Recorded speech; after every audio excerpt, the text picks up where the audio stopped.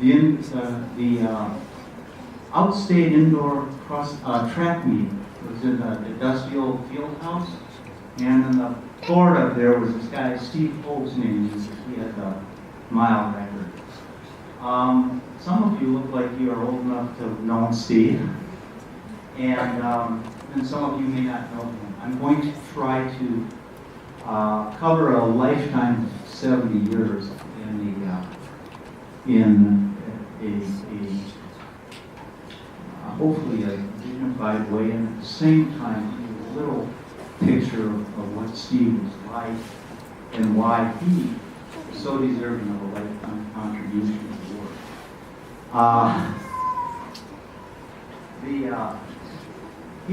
He was an outstanding runner, and I'm not going to hit all of his times and records and anything. When he went to Nova High School, he was a top high school runner.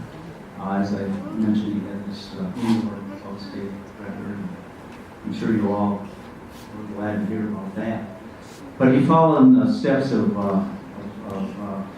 people like Buddy Edelin, Norris Peterson, and Tom Heineman at the University of Minnesota, and was their top runner, and I would say probably the most, the top, by the time he was a senior, he was the top cross-country runner in the Big Ten.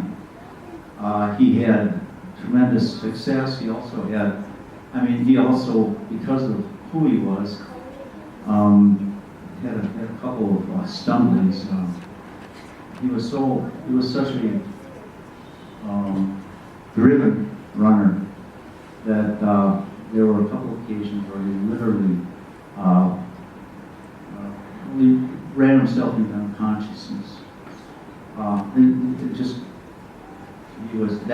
He did not have the ability to stop on his own. At the University of Minnesota, he was Big Ten champion in 2 mile. He placed third in the national 10,000 meters and was an All-American. This is my little known fact. He was the first runner on the University of Minnesota golf course to go 30 minutes. And he told me that. He was very proud of that, actually. And that's kind of just a quick summary of his high school, college. As a road runner, another little known fact that he told me was between 1975 and 1966, he was never beaten in a road race in Minnesota. That might, and we saw some really good times this evening. In Boston in 1975, of course, he ran 2:11. He was second to Bill Rogers, and at the end of the year was rated the 4th fastest runner in the world in the marathon. So I think he might have gotten one of those things. He also that year, another little known fact, but he didn't even have to tell me this. I was in the race, I saw it. Well, he was a speck out there until he disappeared. He was the national champion at 25,000 meters. He ran that up in Buell in the Iron Range on one of the hilliest courses anyone ever wanted to experience, and it was hot. He was twice invited and competed in the Pan Am Games and marathon trials. He went to the Olympic trials in 1976 in the marathon. He incurred sciatica and had his career kind of took a downturn there with the sciatica. And then it was about 1980. I don't recall exactly the year, but he went for a run. He was kind of working on outside the store. He was coming back from on a run, coming home, and slipped, hit one of these black ice things and ended up with a compound fracture of his foreleg and walking around with a couple of screws in his leg for the rest of his life.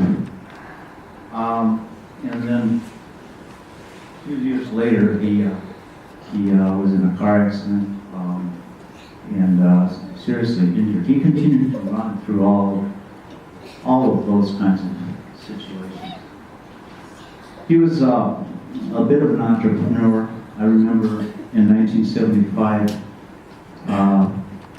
buying my first pair of New Balance shoes from Steve out of the trunk of his car at the road race, a 10-mile road race in Crosby Park. And they're great shoes.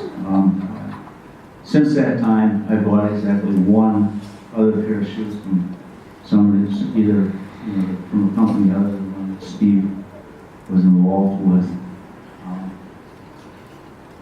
He had a running shoe store called Running World for a little while, and then he joined GDS Sports, the Yorkland Sports, and was in partnership with a bunch of fellas there. And then I incorporated one, and he was in Marathon Sports, which I'm sure some of you are familiar with. He didn't just sell shoes. That wasn't why he was into it. He was into the sport. This was his life. He sponsored races. He helped people. He had runs at his store, and he put on races and was absorbed in the running community.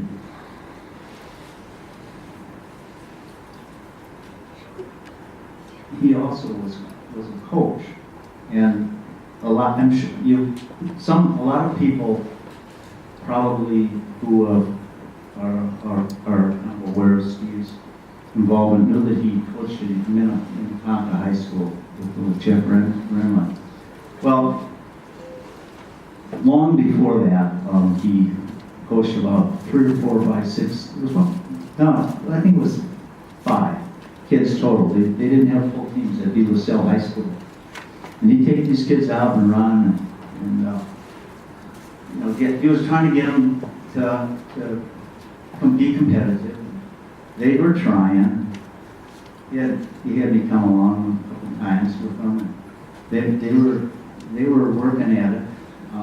It was kind of a foreign thing for this group because the school hadn't had any competitive. They didn't have a track. They didn't have any competitive running wasn't much for them. So we ended up at theater work one time, and we were going out through the hills. And I said, Steve, I don't think we want to go up that way, that lake back there. That's kind of that's one of those beaches.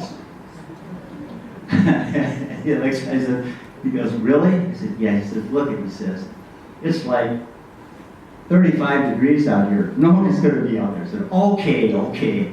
So we went up there, and we were running along, and there was a young girl. There were 2 girls in the group.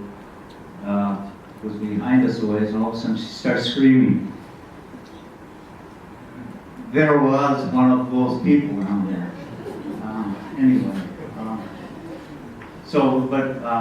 There were no written complaints made about the experience. He coached with me. I wanted to help my alma mater, Richfield High School. Their teams were awful. They took last in a cross-country race. They'd have the last 7 places. And it was really hard to watch. And I knew some of these kids, and they didn't have coaches, and so I got Steve together and a couple other people, and we coached by committee. We brought the team back. We wouldn't even take the team to the GRIAC Open, or whatever they called that huge GRIAC meet in the middle of a cross-country season. it would be just too hard on the kids. I mean, just being way last, I mean, a mile behind the last people wasn't going to work. Well, we got the kids running, and we worked on them, and by the time Steve and I ended our career with the Richfield group, this team in the boys division finished 5th in their division, and one of our runners went on to compete in college, and we were getting runners were being recruited by some of the local colleges like Carleton and Galveston, because we always had really smart kids. And it was just a terrific experience. Minnetonka, I've already mentioned, and the kids at Minnetonka they absolutely love them. And this is the part. He shared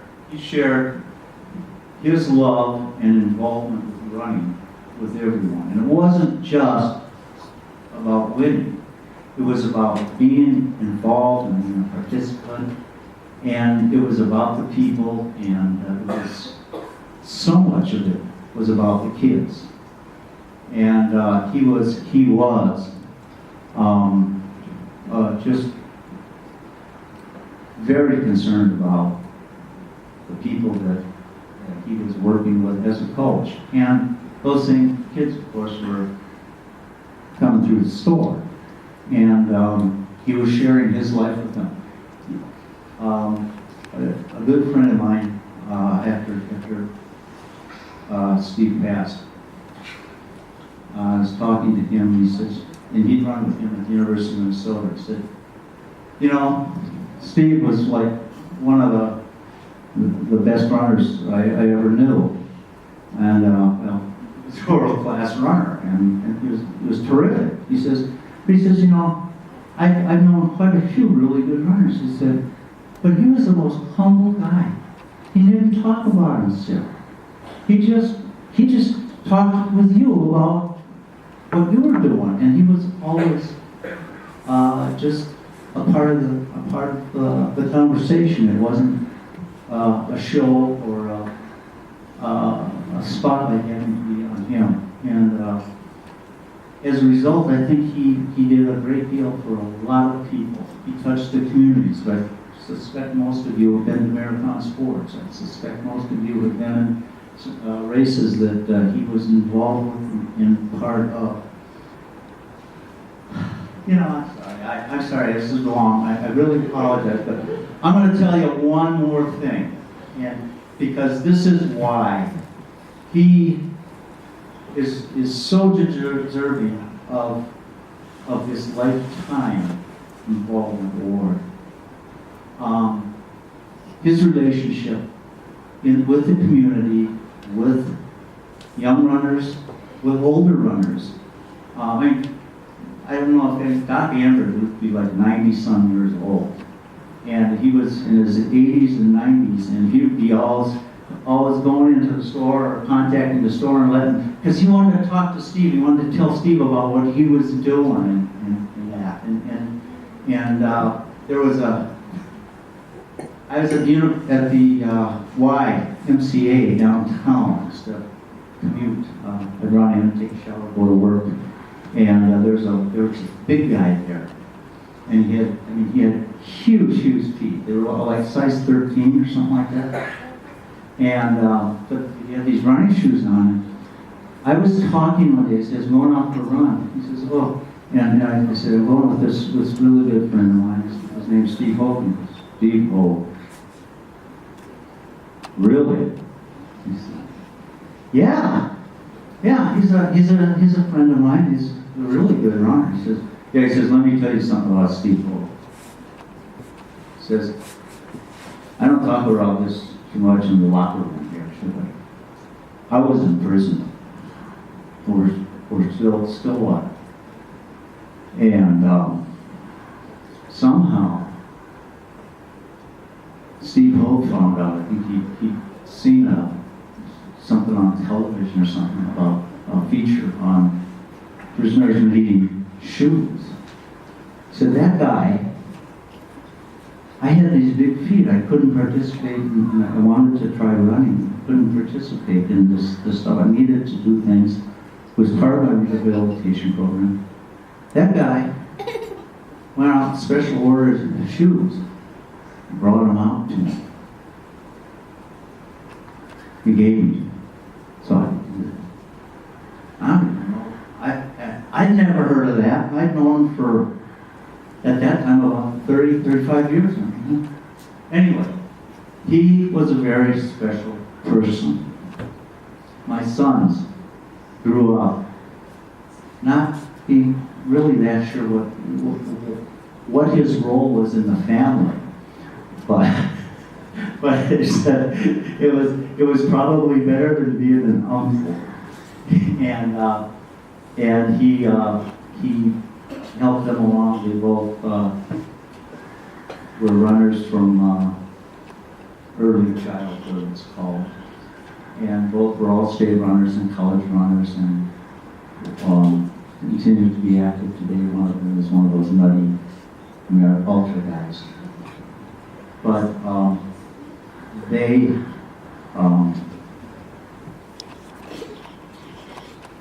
they went with me on after Steve passed on a quiet run over in Peterworth Park where we used to do our training, and it was sort of like we were there and we wanted to share his spirit.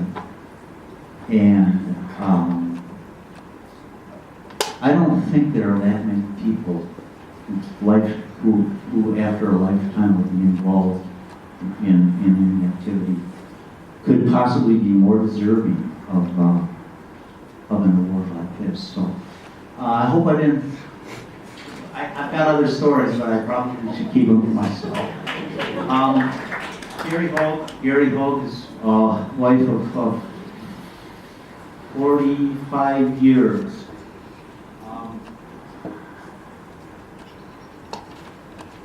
This is the lifetime achievement of her contribution.